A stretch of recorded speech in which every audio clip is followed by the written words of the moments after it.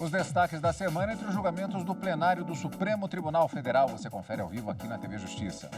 É o Plenárias que já começou.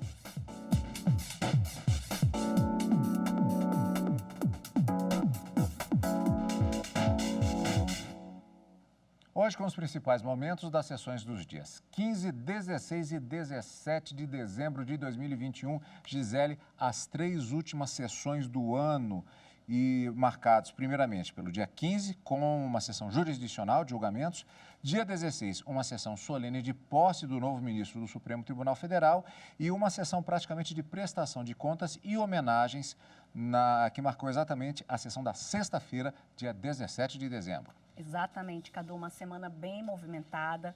Nós tivemos, então, no dia 15, uma sessão de julgamento dos embargos de declaração, que, na verdade, é o pedido de esclarecimento da decisão do Supremo liminar, que foi atotada na arguição de descumprimento de preceito fundamental, que trata das favelas, é a DPF das favelas, como ficou conhecida. E nessa arguição de descumprimento, o que se discute é a letalidade policial dentro das comunidades do Rio de Janeiro. Então, o ministro Edson Fachin, ele já havia determinado uma decisão liminar de suspensão dessas operações policiais no âmbito das comunidades e houve a apresentação de uns embargos de declaração, que é um pedido de esclarecimentos, porque, de acordo com a decisão do ministro Fachin, só casos extremos, excepcionais, é que autorizavam a polícia a efetivamente cumprir as operações dentro das comunidades. Então, nós tivemos o voto do ministro Fachin, do ministro também Alexandre de Moraes. No dia 16, como você falou, o Supremo Tribunal Federal voltou a ter a composição completa com a posse do ministro André Mendonça. E no dia 17 foi o encerramento da sessão do funcionamento do tribunal, de um modo geral, com o encerramento do ano judiciário, oportunidade em que inicia o período de recesso e férias forenses. Vamos fatiar todos esses temas, começando primeiramente exatamente com a chamada sessão jurisdicional. Na pauta do plenário do Supremo Tribunal Federal, como já adiantamos, da sessão da quarta-feira, dia 15 de dezembro, a retomada do julgamento da chamada ADPF das favelas, a arguição de descumprimento de preceito fundamental 635. Na verdade, embargos de declaração que foram apresentados, como também já adiantou a Gisele, que pediram esclarecimentos a respeito da medida cautelar que foi concedida nesta ADPF. A ação, como vimos, também trata da letalidade de ações policiais nas comunidades do Rio de Janeiro durante a pandemia da Covid-19. Antes de vermos como foi a retomada desse julgamento, vamos saber um pouco mais sobre este processo na reportagem de Evne Araújo. Os embargos apresentados no caso pedem mais esclarecimentos sobre a medida cautelar que restringiu operações policiais em comunidades do Rio de Janeiro durante a pandemia da Covid-19. Além de explicações mais detalhadas, o Partido Socialista Brasileiro, autor do recurso, pede que a decisão fique mais clara quanto à forma de tornar os protocolos de atuação policial públicos e que se defina o alcance do conceito de excepcionalidade dessas operações. O ministro Edson Fachin, relator da ADPF 635, votou pelo acolhimento dos pedidos. O ministro entendeu que há contradições na decisão anterior do Supremo Tribunal Federal, que determinou a suspensão, e entendeu que o esclarecimento é necessário para que o Estado do Rio de Janeiro elabore plano de redução da letalidade policial. E antes de vermos como foi a retomada desse julgamento, especificamente na sessão do dia 15 de dezembro, eu gostaria de aproveitar e perguntar para a Gisele a respeito de um aspecto que chamou muito a atenção nesse julgamento, particularmente quem está acompanhando as questões, inclusive processuais, do julgamento do Supremo Tribunal Federal. Esse processo ele estava no chamado plenário virtual, ou seja, aquela plataforma que existe no Supremo que fica um determinado período de tempo aberta a possibilidade dos trâmites processuais de processos que são pautados especificamente para essa plataforma. É uma semana, por exemplo, aí tudo acontece ali e pode-se chegar a uma conclusão. Mas, normalmente, quando se pede destaque, o ministro Alexandre de Moraes, por exemplo, pediu destaque do processo. Isso significa que ele vai ser remetido ao plenário presencial, às sessões de quartas e quintas-feiras, que até agora eram por videoconferência, voltamos ao presencial propriamente dito. Só que nesse caso, o que tem sido noticiado, e está correto, é que houve um pedido de vista do ministro Alexandre de Moraes. Muita gente ficou um pouco confusa com relação a isso. Mas vista não é destaque. Como é que aconteceu isso, Gisele?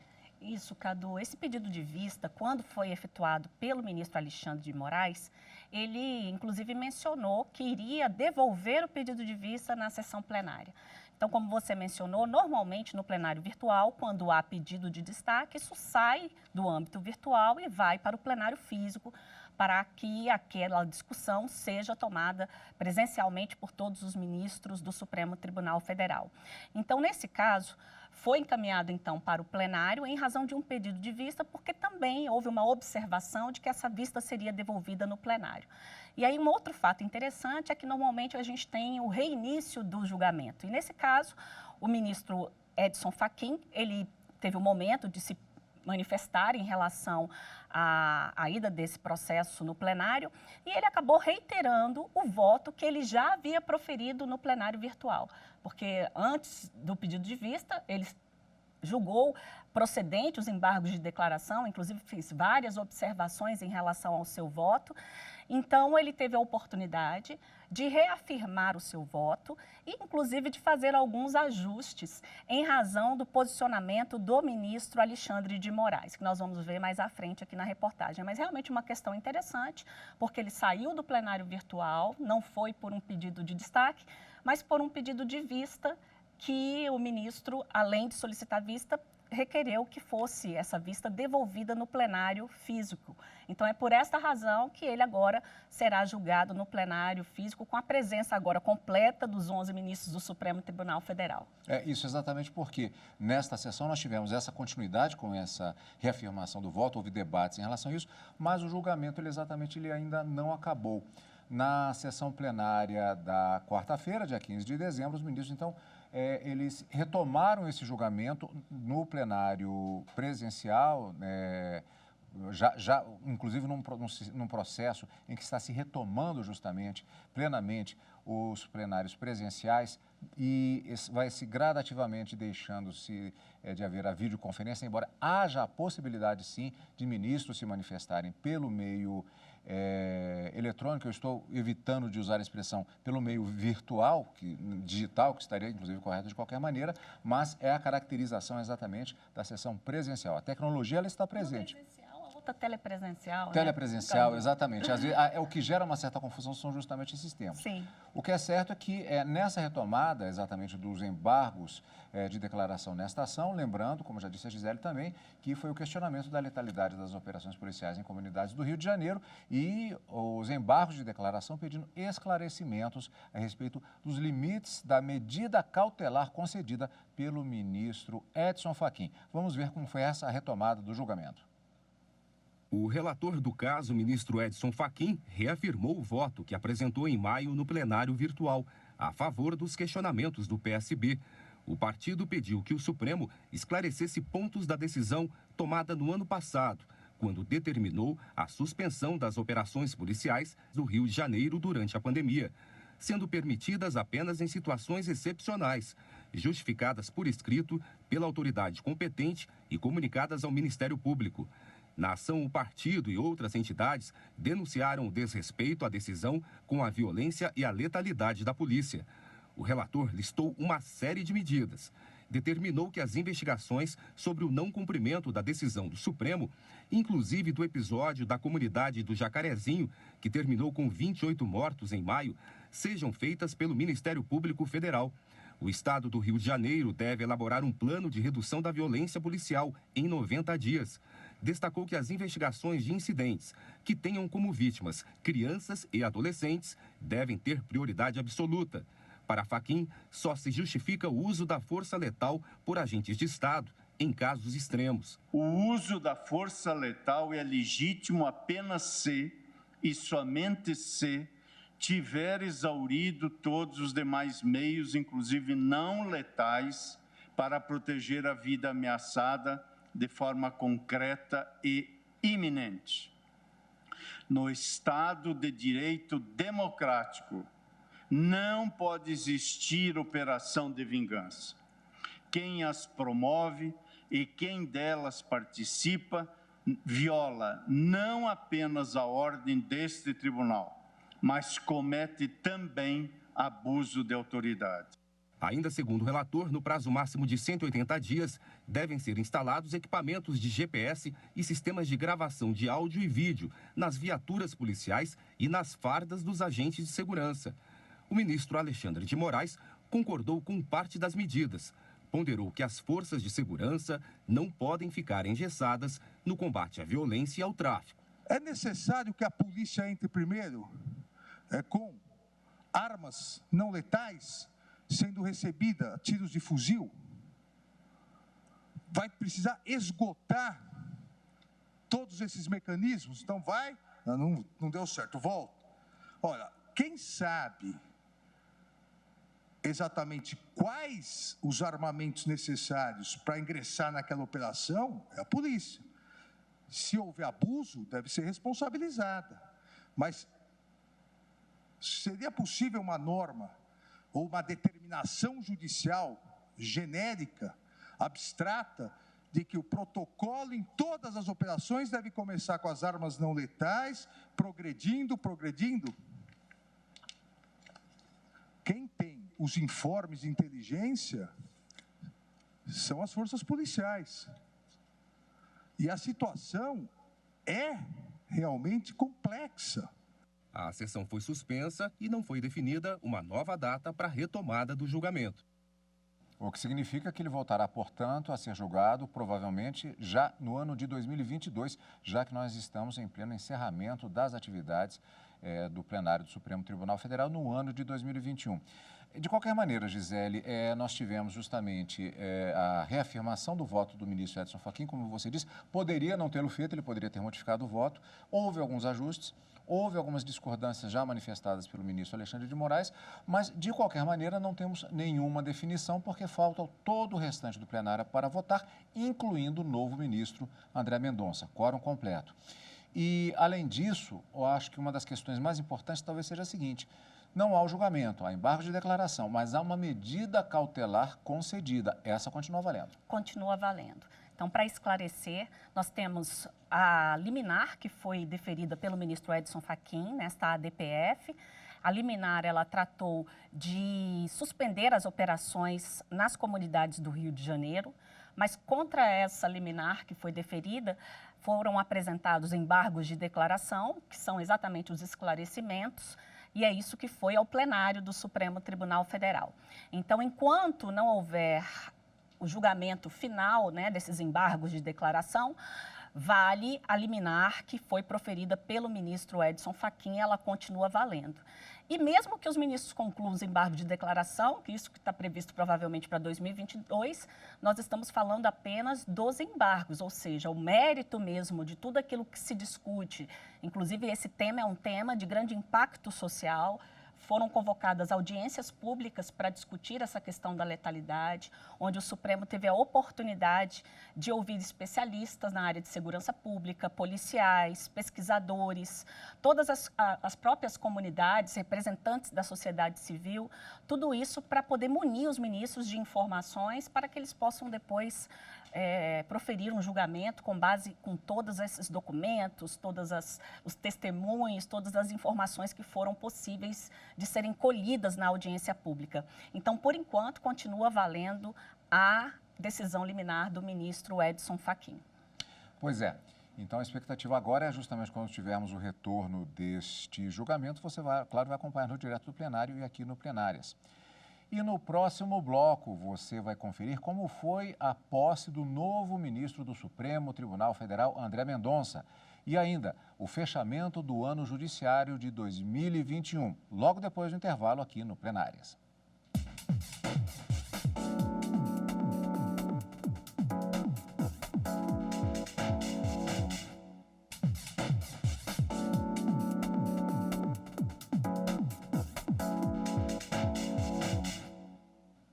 Estamos de volta com a última edição de 2021 do Plenárias.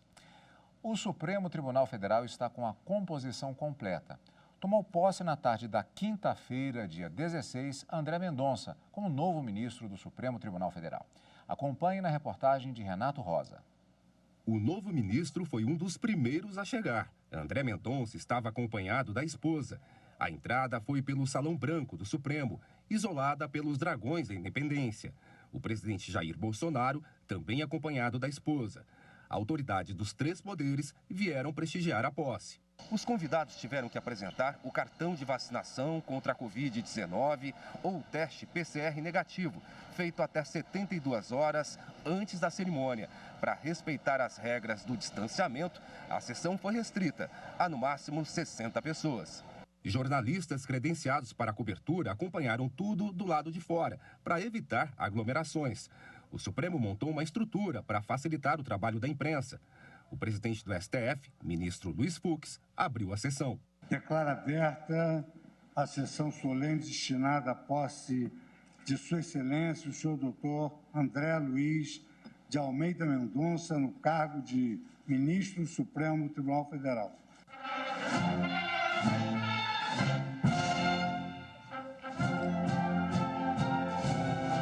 O ministro mais antigo da corte, presente na sessão, Ricardo Lewandowski, e o mais novo, Nunes Marques, conduziram André Mendonça ao plenário para o juramento. Prometo bem e fielmente cumprir os deveres do cargo de ministro do Supremo Tribunal Federal, em conformidade com a Constituição e as leis da República. Na sequência, o diretor-geral do Supremo leu o termo de posse. Tomou posse e entrou em exercício, após prestar o compromisso regimental de bem e fielmente cumprir os deveres do cargo, nos termos da Constituição e das leis da República, Sua Excelência o senhor doutor André Luiz de Almeida Mendonça, no cargo de ministro do Supremo Tribunal Federal. Chegava o momento mais esperado, a assinatura do documento de posse. Declaro empossado no cargo de ministro do Supremo Tribunal Federal Sua Excelência, o senhor ministro André Luiz de Almeida Mendonça. O Supremo seguiu o protocolo da solenidade. A cerimônia foi rápida, durou 15 minutos. Não houve espaço para discursos. Só na saída, o novo ministro conversou com jornalistas. André Mendonça ocupa a vaga deixada pelo ministro aposentado Marco Aurélio. Reforça a segunda turma do Supremo e deixa a corte completa, com 11 ministros. Eu espero poder contribuir com a justiça brasileira, com o Supremo Tribunal Federal e ser, ao longo desses anos, um servidor e um ministro que ajude a consolidar a democracia e esses valores e garantias e direitos que já estão estabelecidos e que vierem a ser estabelecidos no texto da nossa Constituição. Ele agradeceu os jornalistas e destacou o papel da imprensa. Vocês são fundamentais para a construção do nosso país e para a construção da nossa democracia. Contem também sempre com o meu respeito e a minha defesa irrestrita da liberdade e das prerrogativas do livre exercício dos jornalistas e da imprensa. E agora diz que vai aproveitar o recesso do judiciário para estudar os processos que tem pela frente. Vou ter um período agora de recesso e já no início do ano estudar os primeiros casos que nós teremos e assim me preparar para o ano que vem poder contribuir de modo mais direto nos julgamentos do Supremo. Veja agora o perfil do novo ministro do Supremo Tribunal Federal, André Mendonça. Veja agora o perfil do novo ministro do Supremo Tribunal Federal, André Mendonça. André Luiz de Almeida Mendonça tem 48 anos, é formado em Ciências Jurídicas e Sociais pela Instituição Toledo de Ensino, atual Centro Universitário de Bauru, no interior de São Paulo. Mendonça tem especialização em Direito Público pela Universidade de Brasília, mestrado e doutorado pela Universidade de Salamanca, na Espanha. Iniciou a carreira pública em 1997, defendendo a Petrobras. Em 2018, foi nomeado para comandar a AGU. Como advogado-geral da União, se destacou na recuperação de recursos desviados pela corrupção, que foram mandados para fora do Brasil. 2 anos depois, assumiu o Ministério da Justiça e Segurança Pública. Em março deste ano, voltou ao cargo de advogado da União até ser indicado pelo presidente Jair Bolsonaro a ministro do Supremo Tribunal Federal. Nesta semana também foi realizada a última sessão de 2021. No discurso de encerramento, o presidente do STF, ministro Luiz Fux, afirmou que o Supremo priorizou processos que visaram salvar vidas e garantir a saúde dos brasileiros, sempre valorizando a ciência e rechaçando o negacionismo. 2021 foi marcado por um ciclo do recomeço. Assim definiu o presidente do Supremo Tribunal Federal, ministro Luiz Fux, ao encerrar o ano judiciário. Ele ressaltou o julgamento de processos relacionados à pandemia de Covid-19 e as decisões do tribunal, que levaram ao aumento de medidas preventivas contra a doença e também contribuíram para o avanço da vacinação da população brasileira. Acompanhe os principais pontos do pronunciamento. Garantir a vida e saúde. No segundo ano da pandemia, este Supremo Tribunal Federal novamente priorizou processos que visavam a salvar vidas e garantir a saúde dos brasileiros, sempre valorizando a ciência e rechaçando o negacionismo. Também priorizamos casos que velassem pela segurança jurídica na economia, na educação e nas relações de contrato e de trabalho, contribuindo para que os brasileiros tivessem um ambiente de previsibilidade mínima para retomarem ou reconstruírem os seus projetos de vida. Ameaças ao Judiciário. Ao longo do último ano, esta Suprema Corte e o Poder Judiciário como um todo também enfrentaram ameaças retóricas que foram combatidas com a união e a coesão dos seus ministros e ameaças reais enfrentadas com posições firmes e decisões corajosas desta Corte. Os ministros tiveram sensibilidade e sensatez para colocar a defesa das instituições e da democracia brasileira à frente de quaisquer outros objetivos. O Supremo Tribunal Federal demonstrou por atos, palavras e julgamentos que está comprometido com a Constituição Federal e que não medirá esforços para cumprir a missão que lhe foi conferida pela população brasileira, qual seja a de proporcionar a toda a sociedade um país mais justo, pautado pelas leis, no qual os brasileiros convivam com respeito e com harmonia em meio às suas naturais diferenças. Nessa árdua caminhada de 2021, um ponto merece destaque. Ao mesmo tempo que o Supremo Tribunal Federal esteve ao lado dos cidadãos brasileiros, honra-nos constatar que os cidadãos brasileiros também permaneceram ao lado do Supremo Tribunal Federal, mesmo nos momentos mais tormentosos e especialmente diante das ameaças mais duras às instituições democráticas. Liberdade de imprensa. Neste ponto, é importante enaltecer o trabalho da imprensa livre. Trata-se de pilar essencial de nossa sociedade democrática, exercida a partir da atuação corajosa e independente de jornalistas nacionais e estrangeiros, que testemunham os fatos, buscam a verdade e apresentam ao mundo com destemor e com responsabilidade. Por este motivo, ao final deste ciclo, temos muito a comemorar. Democracia. Após um ano desafiador, a democracia venceu, pois convenceu os brasileiros de sua importância para o exercício de nossas liberdades e de nossas igualdades. No mesmo tom, o Supremo Tribunal Federal se manteve altivo e firme na defesa da Constituição e das instituições democráticas. Não é demais lembrar, todavia, que esta Suprema Corte seguirá sempre atenta às necessidades do Brasil neste próximo ano, estando pronta para agir e para reagir, quando preciso for, sempre respeitando e fazendo respeitar as leis e a Constituição. E ainda na mesma sessão, o ministro Luiz Fux lembrou dos 10 anos da ministra Rosa Weber no Supremo Tribunal Federal no dia 19 de dezembro. A homenagem foi feita pela ministra Carmen Lúcia. Rosa Weber nasceu em Porto Alegre, no Rio Grande do Sul. Filha de médico e mãe pecuarista, a ministra Rosa Weber iniciou sua carreira na magistratura em 1976. 4 anos depois de sair da Faculdade de Direito, foi aprovada em 4º lugar para o cargo de juíza substituta no Tribunal Regional do Trabalho da 4ª Região. E foi o começo de uma carreira que já dura mais de 40 anos. Em 1981, Rosa Weber foi promovida por merecimento ao cargo de presidente da Junta de Conciliação e Julgamento no Rio Grande do Sul. Foi titular em varas do trabalho de 6 municípios do estado até 1991. No mesmo ano, ela foi promovida a desembargadora do trabalho. Atuou como corregedora regional do TRT da 4ª Região e, em 2001, foi eleita presidente da Corte. Em 2006, chegou ao Tribunal Superior, ao assumir vaga de ministra no Tribunal Superior do Trabalho. E em novembro de 2011, foi indicada pela então presidente da República, Dilma Rousseff, para ocupar a vaga deixada pela aposentadoria da ministra Ellen Grace.